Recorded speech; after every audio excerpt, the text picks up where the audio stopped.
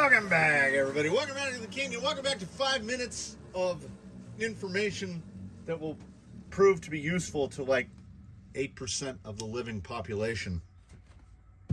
I had one more method that I wanted to try, and I just found it. And of course, you're asking, what are you even talking about? So, right up here is where this lives, and I think it kind of goes without saying that I have to mount and unmount a lot of tires, like a lot. This whole row needs unmounted to pull the rims out. These need to be unmounted so the tires can be mounted and then remounted. I've got another set that needs to be mounted. I've got another couple for an upcoming test, stuff like that. So I am unmounting and remounting beadlocks a lot, to the point where I've worn out a couple sets of beadlocks. What will happen is a set will get put together and taken apart so many times that this little thin metal tab over here on these cheap wheels will just crush out and fall apart. I have a couple sets that are like that because like that gold set has, like this gold set has probably been put together and taken apart 50 times. And yeah, beadlocks are reusable, but generally not to that degree. So in an effort to save effort and equipment and materials, we go to the Super Miracle Bubbles. We're down to about half at this point. And my constant and steadfast guy, my Craftsmart 1-inch brush, this has been how I have mounted virtually every tire. You get a dip, you get on there, you grab a tire that is particularly difficult to mount, and you just run this across the bead. I do this, of course, when I'm actually mounting a tire. The foam is already in and the beadlock ring is already in so that this doesn't just deflect out of the way. This has been the way that I've always done it. So that having been the way that I've always done it, I got to asking myself, is that the best way to do it? Because I do this a lot, like a lot. So we've got a couple more. So there's that guy. There's the usual method. And then we can try some of the things that I bought. Some dauber bottles. I think that's called an envelope moistener. I've got just a regular drip bottle, and then I've got spray. So let's break it up here in the middle. And the beauty of this is that it's going to take a couple seconds to test each one. Now I think dauber bottles, I'm going to try to wring it out as best as I can, because my knowledge of dauber bottles is pretty much like PVC cement. It's probably going to hold too much. Let's see here. Oh, no, that's excellent. Well, I mean, you know, when they're doing a real tire, they're basically using a wool dauber just like that. Look at that.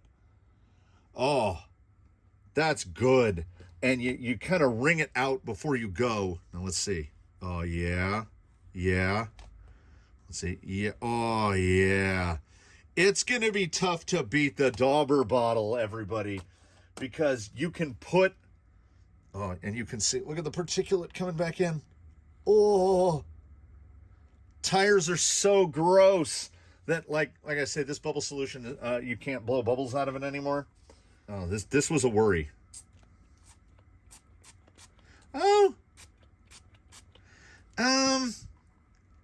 yeah, I mean, it's what I anticipated. Once we cleared the goop out, you might actually be able to just hit one. I wouldn't spray it. Look at the amount of mess that we've made. This was the guy that I had high hopes for, the envelope moistener, because they should just work by gravity. But bubble juice is very thin. Yeah, it works, but yeah. That's a close second. I like it better than the paintbrush. Oh, I just saw, though, I will say, a bunch of juice ran down inside the tire. Doesn't quite give you that control of our good buddy, the dauber bottle. And then if you have just a regular screw top, you can open it just a little. Oh, you know what?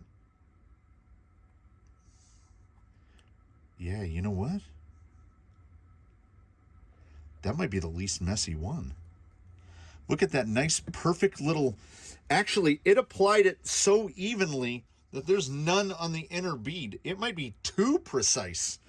You'd have to go around again. Oh, yeah, there it goes. Yeah, it's really reliant on too much hand pressure accuracy is what we would call it. So it's, look how oily and greasy that looks in there. Ugh. No wonder it doesn't blow bubbles anymore. But yeah, get yourself a dauber bottle, squeeze it out like almost all the way. Get as much foam out as you can to where it almost feels dry.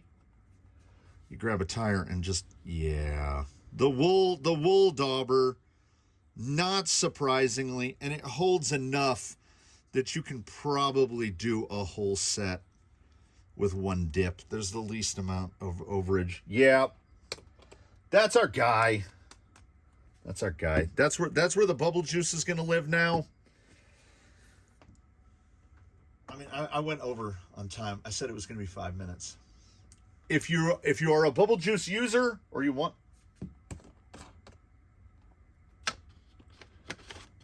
to be a bubble juice, you don't even need the bottle. You just need the dauber. You would just go, and then that thing should be full.